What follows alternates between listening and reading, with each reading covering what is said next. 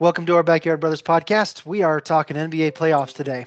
Um, there's a couple of moments, there's a couple of times in sports, for me at least, that are the most exciting times of the year. One of them is March Madness. We just passed it. One of them is the beginning of the NFL football season, as well as the NFL playoffs.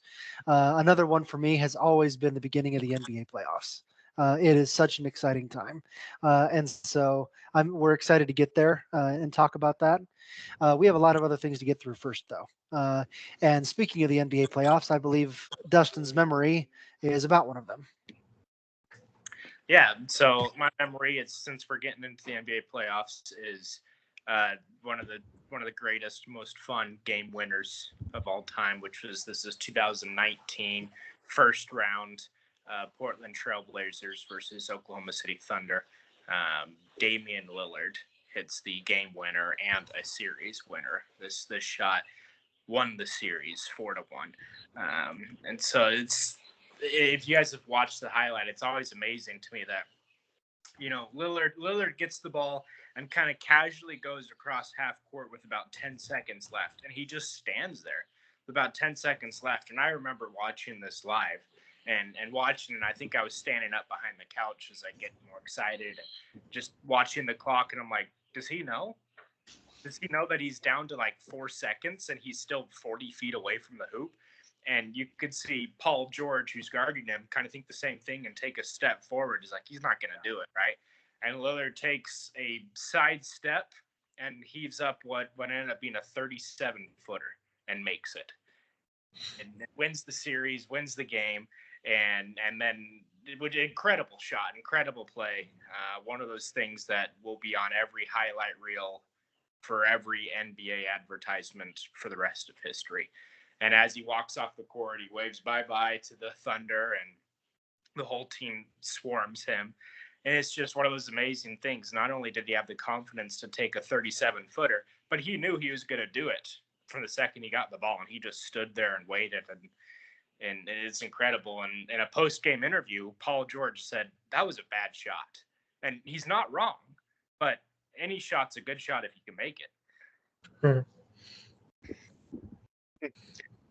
Yes, I also watched that one live, and I also had the same thoughts. And I started to get nervous and anxious as I watched it because I can't remember honestly who I was cheering for. Honestly, I think I was cheering for the Trailblazers just because of the whole Durant moving on from OKC and things like that. There weren't a whole lot of things to cheer for anymore for me in OKC, and Portland had a good story. Damian Lillard was just clutch, and if you, I like to bring context to things, as you guys know, but uh, that's the second series that Lillard has ended on a buzzer beater.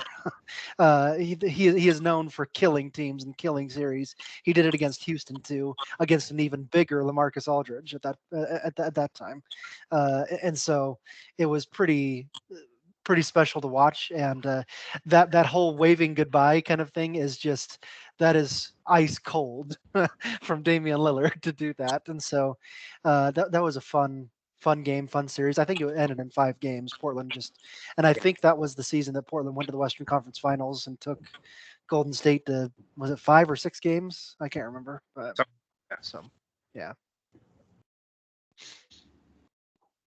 Yeah, when I was watching it, I watched the clip you sent to kind of review, and I was thinking like, for you watch sports for kind of the WTF moment, like whoa. But even for the guys playing in the sport, that was a WTF moment because, like you guys are saying, is he not paying attention? He has to know he's right there at half court. What's he doing? And then for him to just hit that shot, no problem, as if he knew it was going in, was just all the more crazy. And there was only 2 seconds left when he put it in the air. So, I mean, it was either look like a fool or win the game. Or I guess they would have gone into overtime if he missed, right? Yeah. So, I mean, somebody wanted Portland to move on, and that's what happened. And it was a good game, highly contested until the end, and then just absolutely insane that he knew he was going to make that shot, and to even take that shot, just kind of man, maybe it happens, was nuts. And good for him for making that shot. That was crazy. Yeah, I think you all know this. Maybe Yancey doesn't, but it specifically NBA for some reason, for one another, I don't know, has never been a huge interest of mine. So I didn't watch this game live. I rarely watch the NBA playoffs. It's just not something that piques interest. March Madness for some reason is interesting to me. So I'm always like the not expert at this point of the of this year when we're talking podcast when it comes to basketball. But I like what you said, Yancey, about how it was even a WTF moment for the players. It almost looked like as if he went with Biff back in time with the almanac and knew exactly what was going to happen. He had the and he was able to see. Oh yeah, I'm going to make this. I'm going to make this shot. It's like the way his composure was with it. He just knew he was going to do it, which no one knows that. And like you said, Dustin, it was a bad shot, but it was a good shot because he made it. So, but those are the kind of moments that you live for, no matter what kind of game it is, no matter what kind of sport it is. Those kind of moments that pump the adrenaline through your veins. Yeah. Okay. Great memory, and we're gonna come back to NBA playoffs in a second, and hopefully we have more shots like that these playoffs. But I don't know. That's like 1 in a million shot. But anyway, so UFC 300 happened this last weekend. Yancey, you're our resident expert there. Why don't you take us through a little bit of some of the things that happened? Yeah, definitely. I'm just going to kind of list the fights and how they ended instead of going through and talking about each fight specifically. I'll spend a little bit of time on the main fights, but I'm just going to kind of rattle them off if you guys don't mind. If there's anything you have questions about or want to know about, go ahead and interject. Just interrupt me, and I'll stop and go from there. The first fight on the early prelims, these were these first 2 series of fights that I mentioned were free for everybody. You can still go on ESPN Plus and watch them right now for free. We had Davison Figueiredo fighting Cody Garbrandt. Cody Garbrandt is a striker. Davison Figueiredo also a striker, but has a Brazilian Jiu-Jitsu black belt. Figueiredo came with the win in that. He submitted him in the second round via rear naked choke. He was kind of punching him, and Cody turned his back and gave his neck and got choked out. The next fight, we had Jim Miller, who wanted to be introduced as Jim effing Miller. He even put in a petition, but Bruce Buffer said no, he wouldn't do it. This was his going away fight, so his retirement fight. Fun fact, I fought this guy's brother, Dan Miller, like 3 weeks after turning 18 in Cincinnati, Ohio. Moving on, he fought Bobby Green. He actually lost that fight.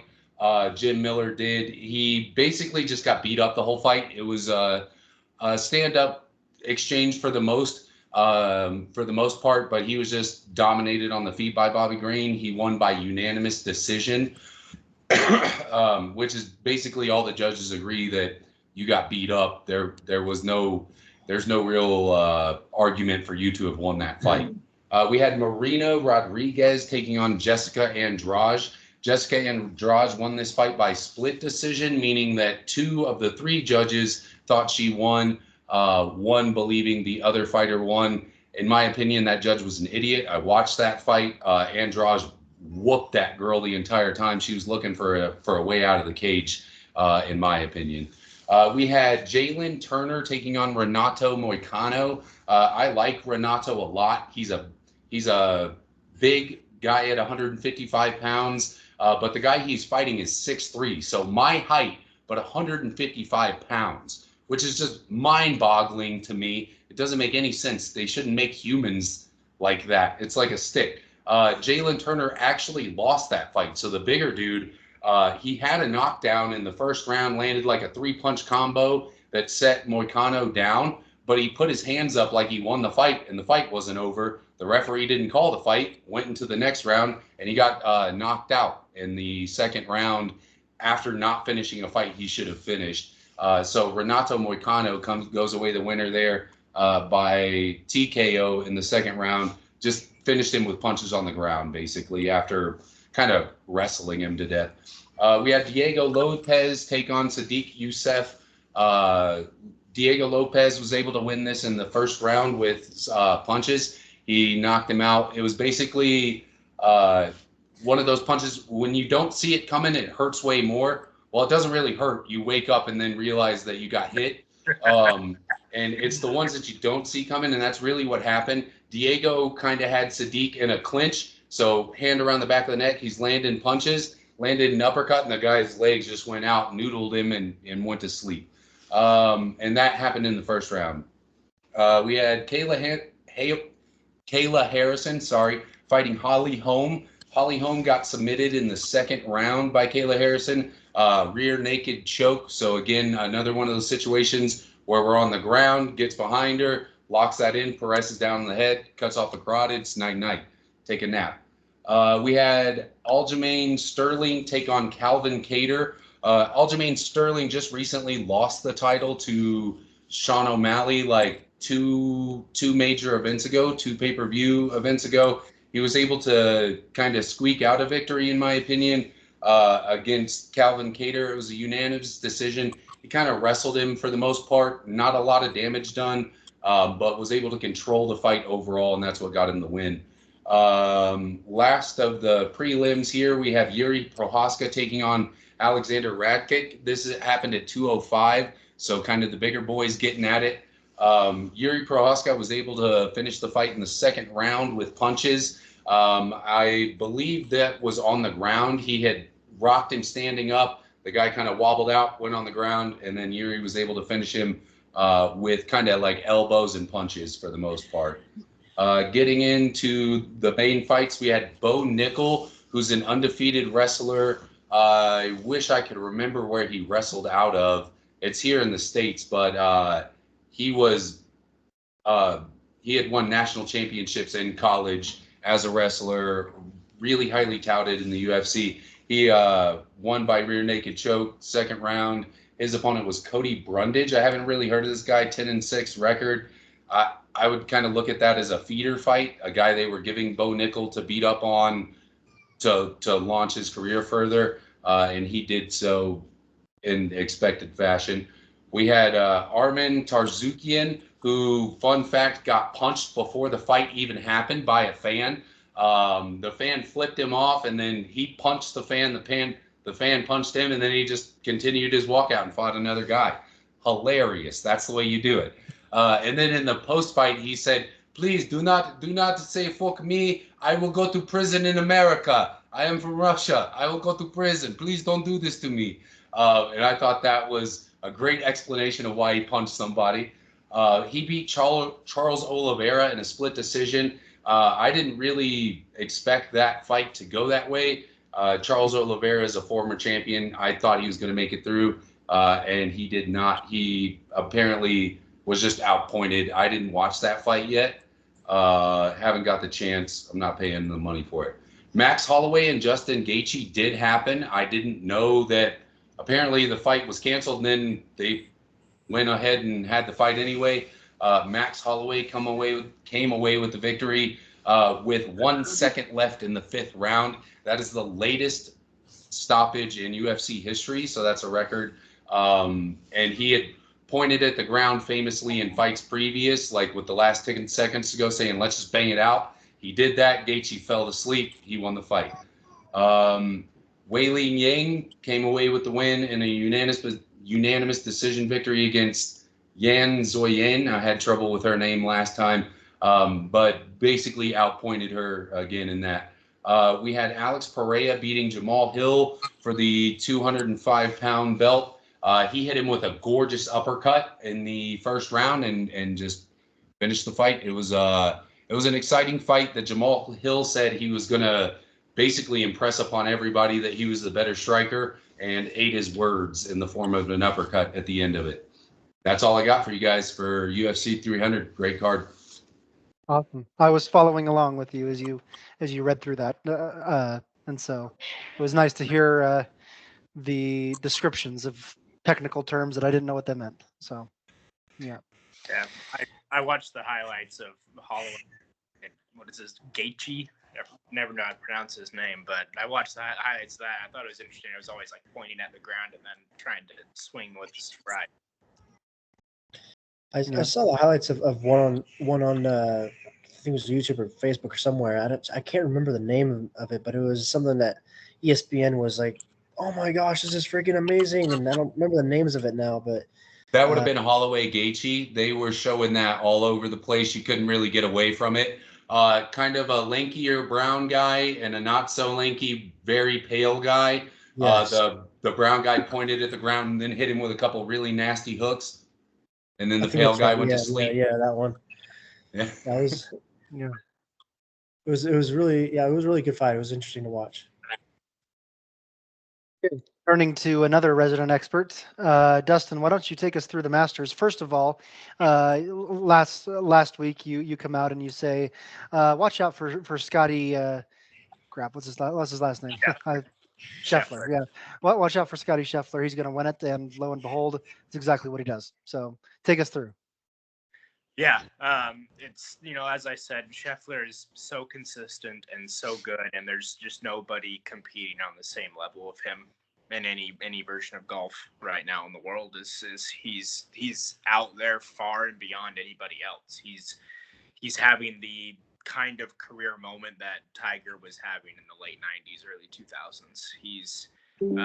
Scheffler's caddy has been winning more money than most professional golfers have been winning because Scheffler's been winning everything, and the caddy gets like 10% or something, right? And so Scheffler's just winning everything. But Scheffler had the lead since day one. Was able to get out a few strokes under on day one, and just held it until finishing. I think he finished 10 or 11 under, and he was several strokes ahead of whoever was next. I was excited to see Colin Morikawa up there on the leaderboard. He's someone that I really like to follow, really like. He's great. But as I said, I couldn't see anybody but Scheffler winning the Masters, and lo and behold, he did. And you mentioned something right there about the comparison that's obvious. And there's the players who have won a Players Championship and a Masters in the same year. Is the list is 2 names long. It's Tiger Woods and Scotty Scheffler, and so that's what we're talking about right now. That kind of comparison. And I guess speaking of, since we brought up Tiger, I mean, he made the cut for the 25th year in a row, 25th Masters in a row. He's played it 25 times and he's made the cut 25 times. So making the cut means that you play 4 days, right? And after 2 days, half of y'all go home. You don't make it. And if you go home, you don't get paid. And Tiger has never once been sent home. He's never been on the losing half of the Masters, which is incredible to say that 100% of the time you're in the top 50%. Pretty basic. Even after all his injuries, I mean, Tiger can barely walk, and he played golf better than half the field. So to some people, so. Anything, Cody, Yancey, about Masters? I don't think I have anything really. Okay. Taking us through the WNBA draft. I don't think me and probably maybe millions of other people had never followed the WNBA draft until this year, and it was a very popular event. People showed up to outside the arenas. They were tuning in on ESPN, watching this WNBA draft, and they've called it. They've nicknamed it really the generational draft. We're talking about some amazing college women that were drafted in this year. Obviously, as everyone expected, Caitlin Clark went number 1 overall to the Indiana Fever, followed by Cameron Brink, who's in a lot of other commercials herself over in Stanford. She's a 6'5" forward for Stanford and is really, really good as well. She went number 2. She's staying over there on the West Coast in Los Angeles is where she'll play. And then NCAA champion Camila Cardoso from South Carolina went number 3 to Chicago. And so those three, obviously the best three players in the country, one, two, three. And then a couple of others, I don't remember their names right now, went 4, 5, 6. And then Angel Reese from LSU went number 7 and joined Camila Cardosa, her SEC rival over in Chicago. And she was really excited afterwards. She told the media she was so excited to play with Camila because she has played against Camila since high school. And like every year they've played against each other and since high school, and now they get to play together. She's really excited about that. So Chicago gets 2 really good players. And want to call out something for you, Cody, at 9th overall, University of Utah. I can't remember her name right now, but she was drafted number 9 overall from Utah. And I'm going to go find her name in a second, but I'll turn it over to you guys. Carla Leite, is that who you're talking about? That's the one. That's the one. Yeah. Yeah. Anything from you guys about what this? I mean, as we've said, Caitlin Clark is going to be followed into the WNBA with a lot of attention, and a lot of these other women will as well. And so it'll be interesting to see what kind of how immediate the impact these women are to their teams. I think really what I have to say, just real quick, might spark a little bit of a discussion as well. I'm looking at the draft analysis on ESPN, and I know we all know this, but I'm going to read it. It says, or the first line, Caitlin Clark, the most anticipated prospect in league history. And so, first off, that's amazing, right? League history. But that makes me wonder, who can we compare her to? Who in the history of WNBA can we compare Caitlin Clark to? Like, who do we expect her to be like? And maybe that's something that Dustin will answer. I don't know. Who can we compare her to? That's a hard comparison because no other WNBA players have had the media exposure that she has. The reason why she has such great anticipation and such great, I guess, focus is because the media is really helping with that. She is absolutely fantastic. That's not what I'm trying to say. It's that her name is out there in a way that no other player has ever had. Probably the other two that I would compare her to would be, Brittany Griner had a big splash whenever she entered the WNBA, and people were watching basketball when she was playing for Baylor. And then, looking at some of the founders, such as like Sue Bird, players like that. And so I think that this has a great opportunity to really boost the popularity of the WNBA.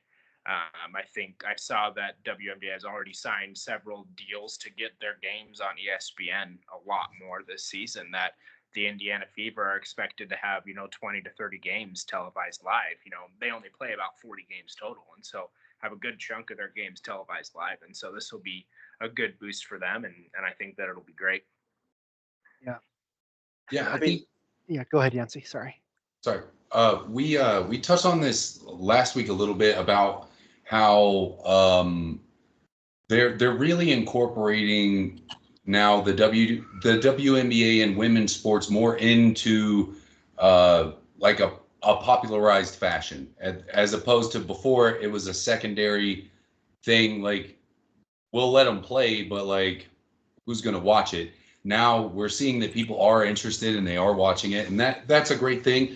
I think honestly, I hadn't heard about Brittany Griner until she got caught with weed pins.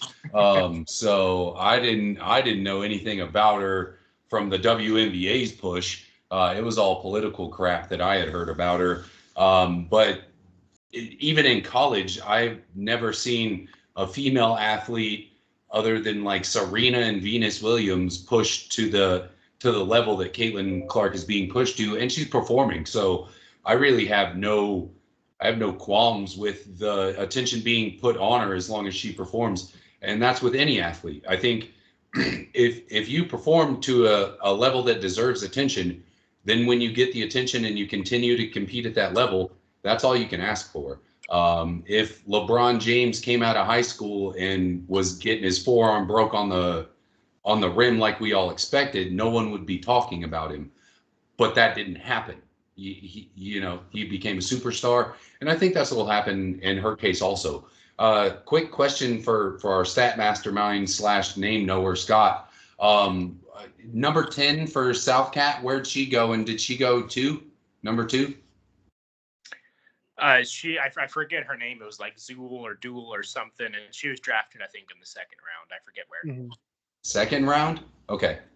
Just curious. I was impressed by her play in that game. So I was curious to see where she ended up or where in the draft, and just curious. Yeah, I think that game is what got her drafted. I don't think she was a prospect, but then that game got her drafted. To continue to speak about this, I saw a SNL skit, and I thought it was funny, but also a little bit true, talking about the popularity of women's sports with Caitlin Clark, and Michael Che was reading his news line, and it was a joke. It said that the Iowa game had 14.2 million viewers, which broke the previous record by 14.2 million. And I know it's a funny joke, but there's a lot of truth to that, is that this is really the first year that it's exploded and people care more about women's sports than they ever have. And it's a good thing, and I hope that it continues into the WNBA. Yeah, absolutely. Okay, good comments, everyone. Excuse me, I'm dealing with a little cold. So, okay, we are finally going into NBA playoffs. We're going to talk 2 games that have already happened. First of all, we're going to review the 2 games from yesterday, and then look at some of the matchups from round 1 and some of the other play-in games as well. And so, let me share a screen. Let's see, this one, I believe. Let me know if you see Lakers Pelicans. Yeah. Yep. Okay, this was the game, the first game yesterday, the 7 and 8 seed, Lakers versus Pelicans. You've already seen these. For those who don't know, we did this a little bit offline first. I sent this to everyone as well as just a preview so we could pick before we got here. And so I don't need to read this right now, other than in bold, after the stat lines was what they had. And so you can see LeBron almost had a triple double. He was 1 rebound and 1 assist short of a triple double. D'Angelo Russell went 5 of 11 from 3. He was knocking down those threes from everywhere. Zion Williamson had maybe the best game of his life. He had 40 points and had absolutely no help from anybody else. Brandon Ingram had 11. CJ McCollum had 9. Those guys are supposed to average in 20 points. And so Zion had no help. If he would have had a little bit of help, the Pelicans win that game.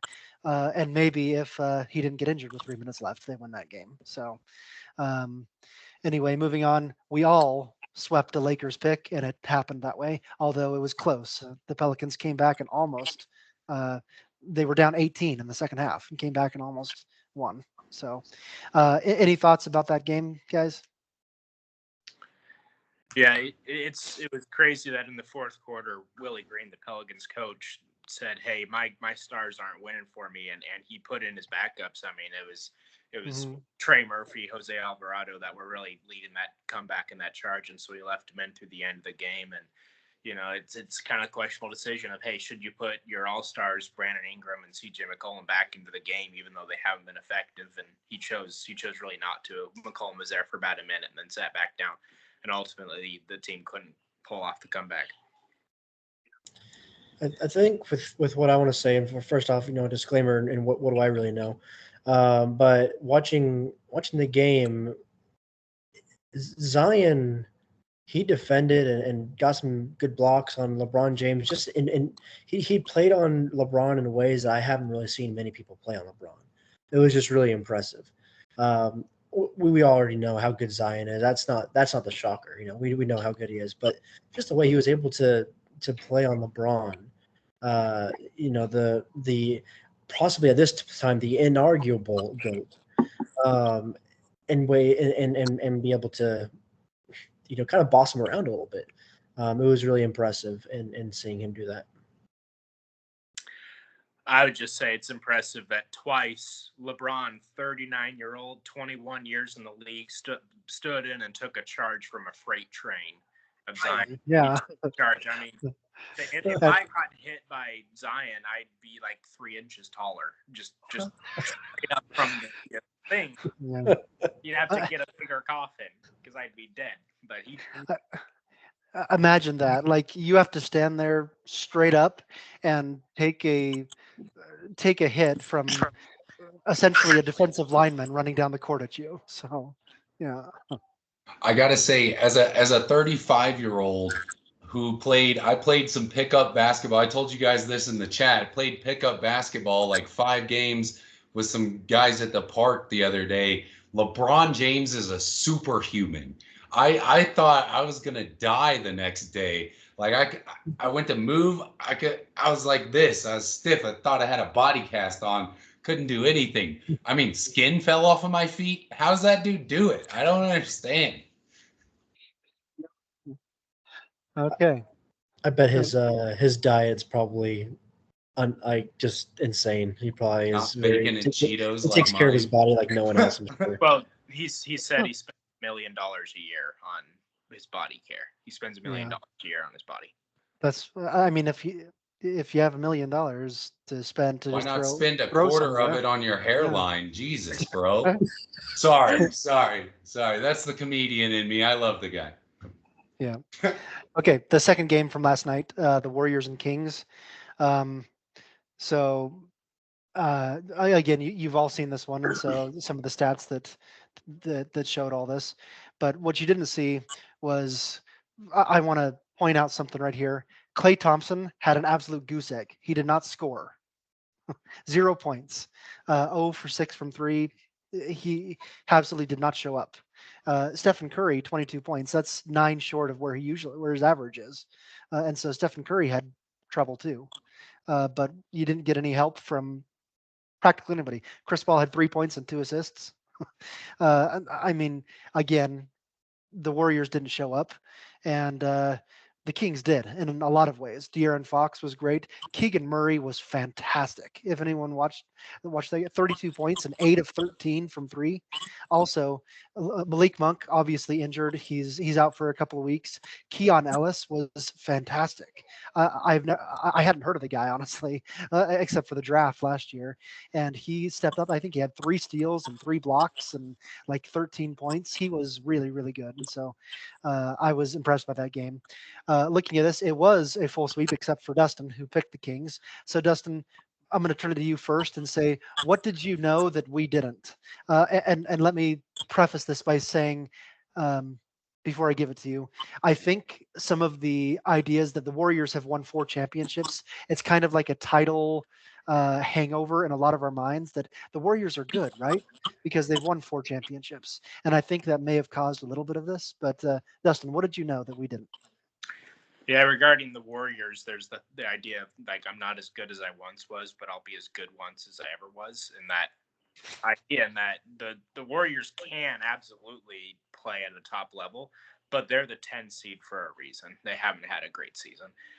The Kings are a better team than their record shows, being the 9 seed, and I knew how fast they play. I knew how dominant Sabonis is in the paint, but their real strength is in De'Aaron Fox being able to get fast break points, and you saw him get several steals and be able to finish that.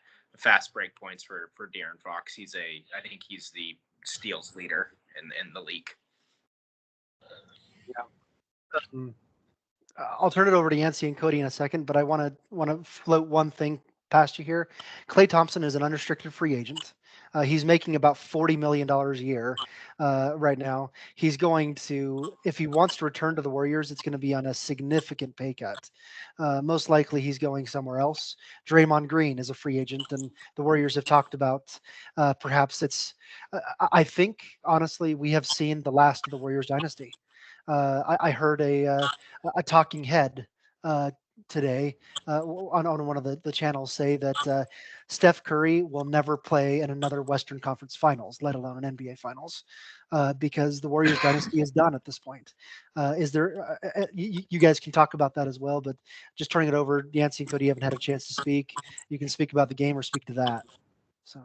Yeah, and noticing last night when I was watching the game, the Kings were just playing faster basketball, and it looked like Golden State was frustrated by the fact that they weren't hitting every shot. And like normally, it they're a high percentage team from what I can tell this season that hasn't carried over, but that's what has led them to championships previous was being able to rely on Steph getting a ton of points and Green being kind of dominant down in the paint. And I did not see that from them last night, and the Kings were able to just kind of run them off the court. From what I could tell, like what Dustin was talking about, getting the fast break points and Darian Fox able to kind of just advance the game and keep it on the Warriors side of the court more often than they wanted it to. And then when the Warriors were on offense, they looked kind of lost, and it just wasn't falling for them. It wasn't falling, and that'll break your spirit in basketball. If you're a known shooter that can't hit your shot, it really gets to you. Mm-hmm. Yeah, really what I'll speak to is just I think the reason why I ended up choosing the Warriors. I think it was a little bit of that title hangover that you had talked about, Scott. But really, it's just Steph Curry in my mind. They've got Steph Curry, they can win. The same idea is like they got LeBron James, they can win. I think that's kind of what I was leaning towards. Is like Steph Curry will figure it out. He'll do it. He'll just make all the buckets. But I didn't take into the account of how good the defense was going to be by the Kings. I mean, look at this. What is that? 24-point difference, I think. That's just that's just amazing. Other than that, I think that's really all I have to speak to at this point. Yeah. Okay. Moving on to the game that's going on right now, and it's probably very close to the end of the game at this point. Heat and 76ers. Again, we've already predicted this, and so I won't spend a whole lot of time here other than showing one thing. The season series is tied 2-2, and they have the exact same score. So that's pretty fantastic that they've played that close to each other throughout the season series. And then Joel Embiid is back, and these other guys here, Tyler Hero is back. And then we all had a 76er sweep. Dustin or anyone watching the game right now, what's the score? It's like 80. It's on a commercial right now, but it was like 87, 86 or something like that, or it's really close. Yeah, it's about 5 minutes left, and it's mid to high 80s, which is very low scoring. The Miami's defense has been fantastic, and Miami's a terrible half-court team. They're a terrible offensive team, and so they've been doing great on keeping the 76ers out of the hoop, but can't get it in themselves. Okay. The later game tonight, the Hawks and the Bulls. This is the only matchup of these playoffs between two teams with losing records. They're the 9 and 10 seed in the East. Hawks and the Bulls.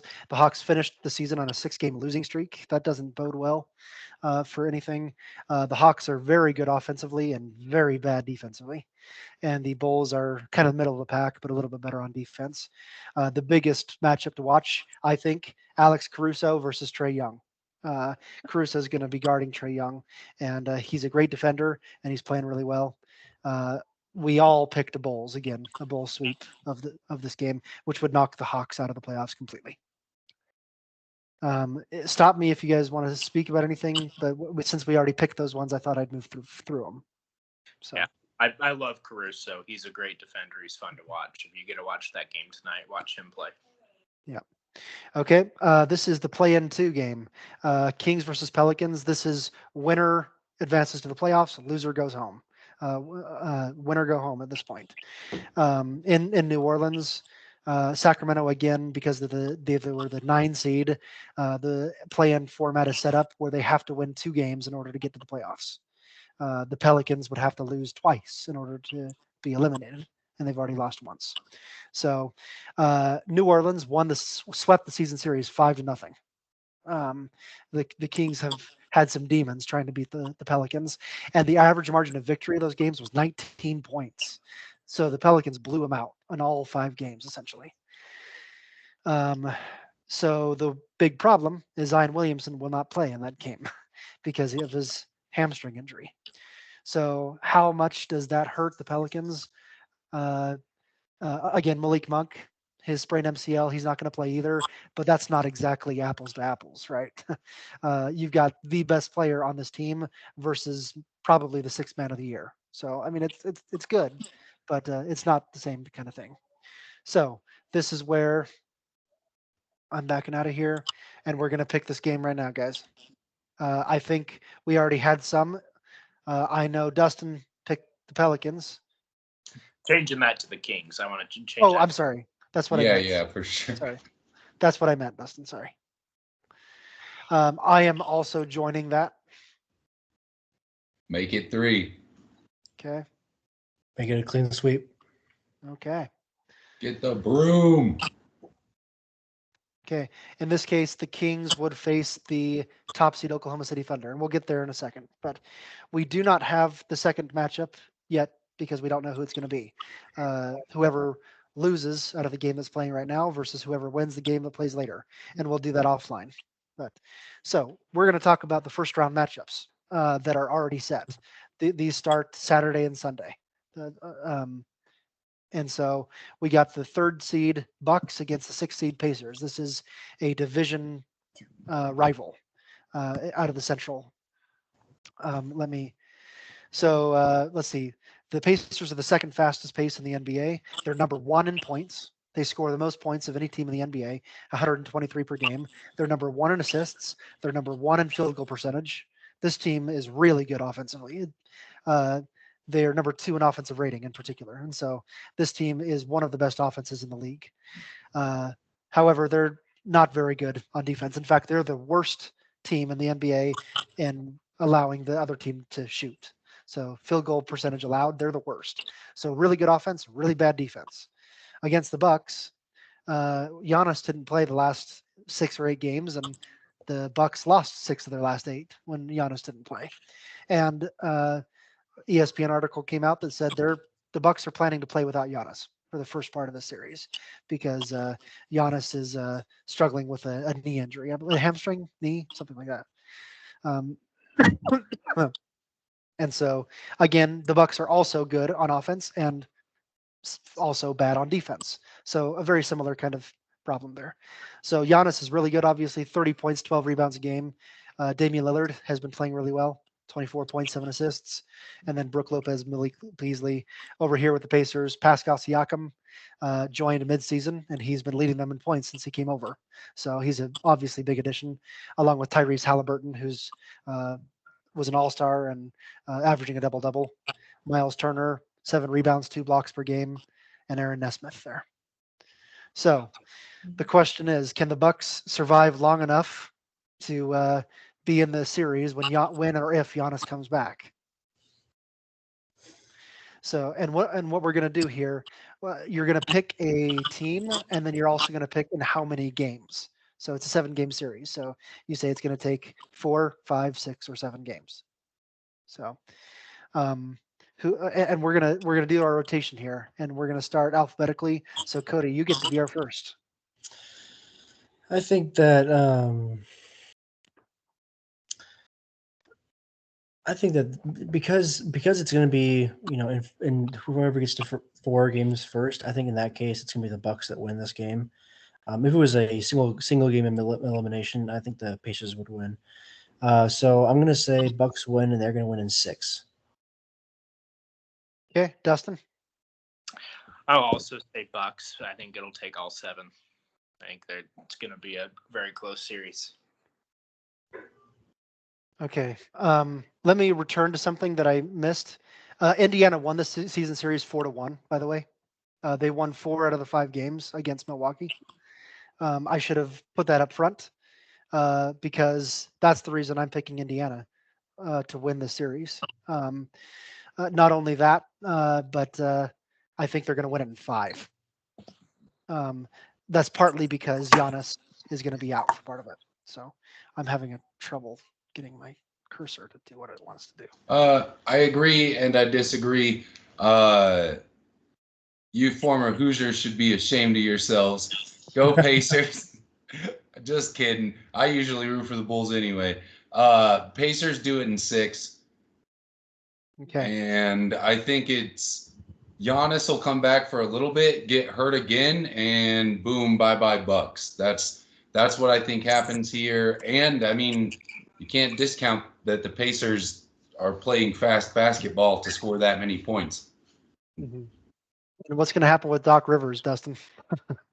They fired what's his name, Coach Bud last year when the Bucks went out in the second round. Doc Rivers has a history of not performing well in the playoffs, so I wonder if he's gone if the Bucks lose the series too. So yeah, I mean, I don't see why anyone in their right mind would think that Doc Rivers is a good coach. He's not. Yep. And so no, I don't like that he's coaching this team, and even without him, just looking at the team, I would say, yeah, this is a team that it's going to get eliminated in the second round, regardless of who they play, because that's just the expectation with Doc Rivers. You should call him Dr. Dismantle all these teams he's torn apart and thrown away. Yep, there you go. Okay, the 3-6 seed in the 3-6 matchup in the West, the Suns against the Timberwolves. This is a fascinating series for a few reasons. The Timberwolves owned the number 1 seed for much of the season, but tiebreakers and going 2-2 in the last 4 games suddenly pushed them to number 3. Although Phoenix swept the season series, they swept them 3-0. So the Suns beat the Timberwolves every time they played. The Suns are really good in 3-point percentage. They turn the ball over a whole lot though, and they don't turn the other guys over very well. Meanwhile, the Timberwolves are the best defense in the NBA, the best defense in the NBA. They allow 106 points per game. That's really low, by the way. They're the best defense of rating. They're number 1 in field goal percentage allowed. They're number 3 in 3-point percentage allowed. This is the best defense in the NBA, and it's pretty clear it is. And so Kevin Durant and Devin Booker are both averaging the exact same number of points, 27.1 apiece. Those are their 2 big scorers. Bradley Beal helps with about 18 points a game. That's their big 3. That's a scary big 3. Those are 3 really good players. On the other side, Anthony Edwards is leading this offense, and he is getting better every single year. And that's pretty scary because he was excellent last year, and he's just phenomenal this year. So Anthony Edwards, Karl Anthony Towns, Rudy Gobert is likely going to win his 4th Defensive Player of the Year this year. He is the best defender in the NBA, and it's not close. 13 rebounds, 2 blocks per game. So this is it. We got a really good defense, we're against a really good offense. That's how you want to set it up here. Okay, guys. Dustin, you're up. Yeah, so the Suns have, those big names, but those 3 players all play essentially the same way. And so the defense doesn't have to, if they can figure out one of them, you figure out all of them. And I expect that, the Timberwolves will figure that out pretty easy. I'm going to say Timberwolves in 5. Okay, that means it's me. I'm also on the Timberwolves bandwagon here, mainly because I've never really believed that the Suns have reached their potential this year, and it's too late to kick it into gear at this point. And so I'm also saying the Timberwolves, but I'm saying it's going to be 6. I'm actually going to steal your guess there, Scott. Timberwolves in 6, just because I don't think it goes 4-1 like that fast, Dustin. I think they'll pick up an extra game. So first off, I don't know if I'm crazy, but I feel like Kevin Durant's been on like 7 different teams in the last 3 years. That's the way it seems. You're not crazy. You're not crazy. That sounds Okay. About right. Maybe a couple extra teams. I am going to be the lone one here. I'm actually going to go Suns. I think that they. Well, let me first clarify. The Suns are the 3 seed, right? No. Oh, I thought they were. No. The one on the right is the home team, and so they're the favorite seed. I'll just say the lone person just because it's fun. I'm going to go with Suns, but I'm going to go in 7. Yeah, and these teams are fairly close in record, separated by, I don't know, 7 or 8 games at most, or something like that. Or yeah, seven games. 7 games, yeah. So, yeah, they're both very good teams. Right. Okay, this is the 4-5 matchup. That's always the fun ones of the first round because they're really close together. The Orlando Magic against the Cleveland Cavaliers. Cleveland is the 4 seed.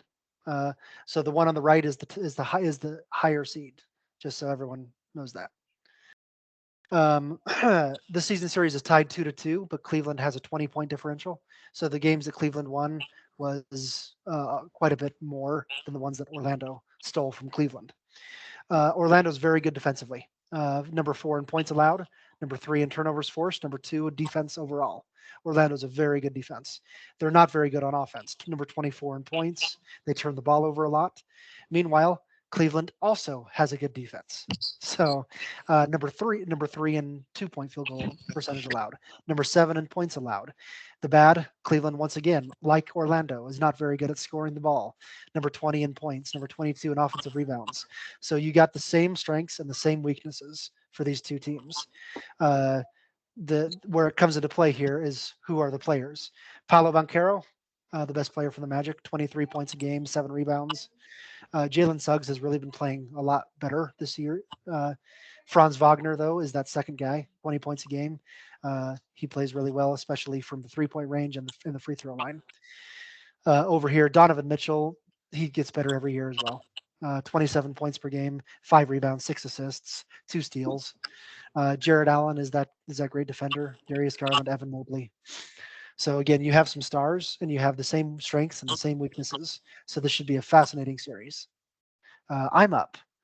Look at that. Okay, Cleveland lost the first round last year, and it felt really bad for them because they were the 3 seed at the time, and they got beaten in the first round. I'm taking Cleveland to win this year, and I think they figure out Orlando pretty quickly. This is a 5-game series that Cleveland fixes that. Looking at the stats and the way that the teams compare and seeing that Cleveland has the 20-point differential is what's going to make me pick Cleveland here. I think that it takes them 7, like the Magic will be able to compete and kind of stretch the series out. But I think that overall the Cavaliers have something that the Magic don't, and they're going to play as a team. Cody? I'm going to take Cavaliers as well, but I'm going to go right between you guys. I'm going to say 6. Cavaliers and 6. Okay. Dustin? I really like the youth and the energy on the Magic. And so I'm going to say that the Magic are going to be able to surprise them and win the playoff series 6 games. Okay. So the 4 and 5 seed in the Western Conference. The Mavericks are the 5, Clippers are the 4. Excuse me. LA won the series 2-1 in the regular season, but there's only a 10-point differential. Clippers are really good on offense, but not very good at creating turnovers. Meanwhile, Mavericks are also really good on offense. They turn the ball over at the 4th best rate in the NBA. They don't turn the ball over very much at all. They make a lot of 3-pointers. They're number 3 in the number of 3-pointers made, so they can score in bunches. When you get into the players here, you have Luka, who outside of the Joker in Denver, he would be the only one that could possibly win the MVP. He has been playing really good. 34 points, 9 rebounds, 10 assists. He's almost averaging a triple-double. That's insane. Kyrie Irving has been playing really well alongside him. Kawhi Leonard, Paul George, and James Harden together on a team, and they're all healthy, and they're all playing well. That's something that we didn't think was possible back at the NBA preview, if you guys remember. But here they are, and they're doing it. So, over to you, Yancey. Man, that's a tough pick. So I want the Mavericks to win, but I think the Clippers are going to win. So let's go Clippers here. My sports brain says that they do this in 5 for some reason. Okay. I think that they're just going to be too fast of a team, and the Mavericks aren't defensively going to have much to offer. Even though they're a great team, I don't want to knock them, and I want them to beat the Clippers. I don't think they're going to be able to put it together. There's something about what the Clippers have that the Maverick don't this year. Okay. Yeah, Buddy? I think that the Clippers will continue on and surprise more people. So I'm going to say Clippers, but I'm going to say this is going to be in 7 games. So Clippers in 7. Dustin? Yeah, on your sheet you left off Russell Westbrook, who has been a catalyst for the Clippers. That he's really helped ignite them in end of game situations and all of that. And so because of that, I want the Clippers. They just have so much star power that's aged. It's definitely aged star power, but 1 out of 4 of those are going to be able to turn it on in such a way that nobody can stop them. And so Clippers are going to win, and I think it'll be in 5. Okay. The full sweep, guys. But Luka Doncic is going to play out of his mind in the series. He's kind of going to be alone. He's going to be by himself, but he's going to win 3 games by himself, essentially, with the help of Kyrie Irving as well. But Clippers are going to be too much in the end. They're going to win in 7 games. Yeah. Okay. We have this matchup set up already. The Lakers versus the Nuggets, the 2-7.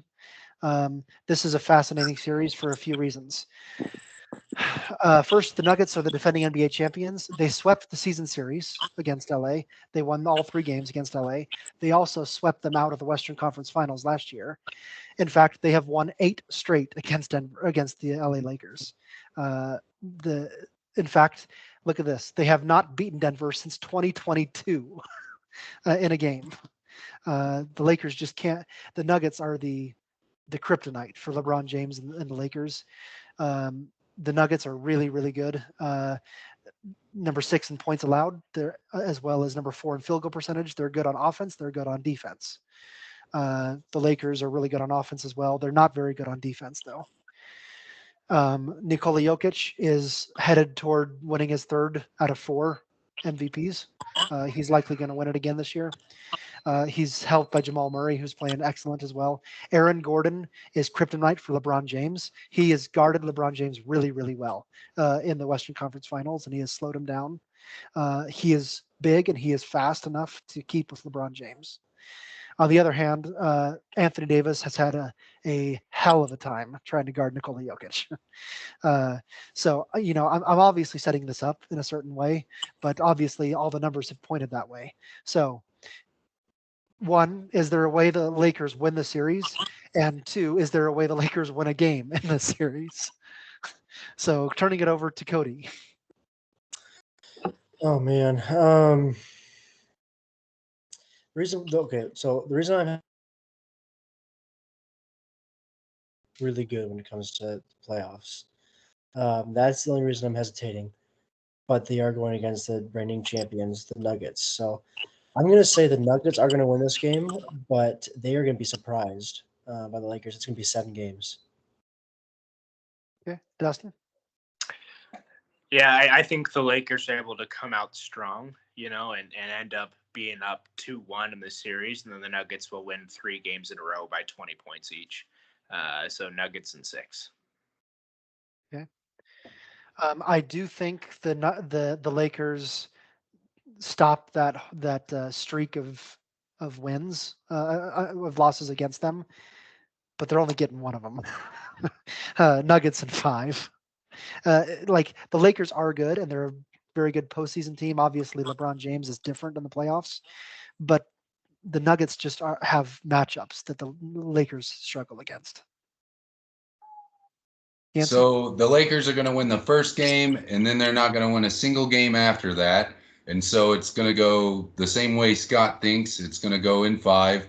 I think that the Lakers will have success in the very first game, and then coming right back, you're going to learn how he got those scars, and the Joker's going to show you something, and it's going to be trouble the rest of the series for him.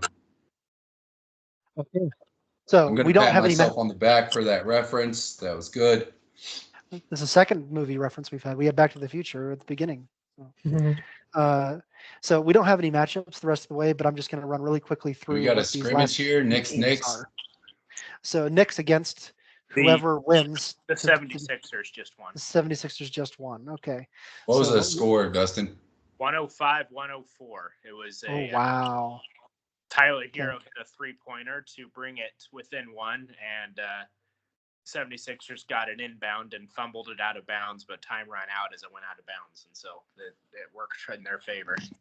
I'm gonna have to watch those highlights, but so I don't have the Sixers on the other side here, but the Knicks are the slowest pace in the NBA. They like to run the half court offense, and they're very good at it. They're also very good at points allowed. Jalen Brunson is just phenomenal. He's being better every single year. Julius Randle, though, is out for the season with a shoulder injury, and still the Knicks got to the second seed. So is that something to be concerned about, or is it, hey, the Knicks have done this? So we're not going to pick this yet, but we'll pick it offline, just letting you guys know that. So the Thunder, they will play the winner of the Pelicans and the Kings on Friday night. Whoever wins that game plays the Thunder. The average age of the Thunder players is 23.4 years old. They are the youngest team in the NBA. They're the youngest #1 seed ever. And they are really, really good. Number 3 in points, number 1 in 3-point percentage, number 3 in field goal percentage, number 1 in turnovers forced, number 3 in field goal percentage allowed, number 1 in steals, number 1 in blocks. This team is really, really good. Shai Gilgeous-Alexander might have something to say about an MVP.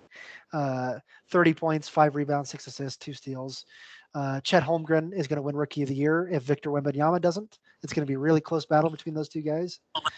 Chet Holmgren has played really well. And Jalen Williams might win Most Improved Player. He's playing really well as well.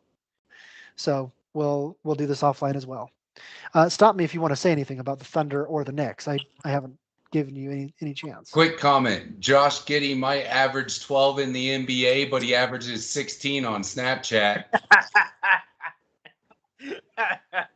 Arrest that man. That's a fact. Go ahead. Anything, Dustin or Cody, about Knicks or Thunder? I'll just say I actually didn't get that reference, but we can talk about it offline. Yeah, you probably want that for the podcast, but I got plenty for you. With the Knicks, with them not having Julius Randle, I just don't see how Jalen Brunson can win 4 games basically on his own. And so that's going to be a difficult one there. With the Thunder, as a Thunder fan, I really hope that the Pelicans beat the Kings. I'm scared of the Kings. As a Thunder fan, I'm scared of the Kings. Last one. Okay, guys, this is the big dog that we're talking about. The Boston Celtics. They are 64-18. That's the best record in the NBA by 7 games. That's insane. How much better than the NBA they are. Number 1 in turnovers. They average less than 12 turnovers per game. Number 1 in blocks, almost 7 per game. Number 2 in points per game. Number 2 in rebounds per game. Number 2 in 3-point percentage. Number 2 in field goal percentage allowed. Number 5 in points allowed. They are one of the best teams on offense and defense. The only bad, they allow a lot of offensive rebounds to the other team, and they don't do well stealing the ball. Those are their 2 bugaboos. Jason Tatum, Jaylen Brown, Kristaps Porzingis, Derek White, all 4 have played really well. They have more players than that. But anyway, guys, the Celtics are the best team in the NBA, and it's not even close. So they will play the winner of the game between the Heat and whoever wins between the Hawks and the Bulls later tonight. Anything you want to say about the Celtics, guys? We can go ahead and pick this game now. Yeah, you want to put some leprechauns on everybody's name? Should I put 4s next to them? It's gonna be a sweep. So Doesn't matter which of those 3 teams they play, it's gonna be a sweep. Yeah. Okay, well, that takes care of our initial NBA preview. Like I said, offline, we will do the second play-in game, whatever happens tonight. We'll also put teams next to these these guys over here and actually predict these offline. And then next week, we'll talk a little bit about NBA playoffs, but a lot of our focus next week will be on talking about the upcoming NFL draft as well, which will be the following day. And so just kind of talking about those prospects, as well as talking again about the play-in games that we didn't get to talk about today and some of the ongoing first-round action of the NBA playoffs. I think we'll also briefly mention the NHL playoffs that will start next week, the hockey. So those will be 3 of our topics next week. Anything you guys want to talk about before we head off? I think we're good to go unless you guys want me to explain this to Cody. Offline. Okay. Thanks, guys. All right, boys.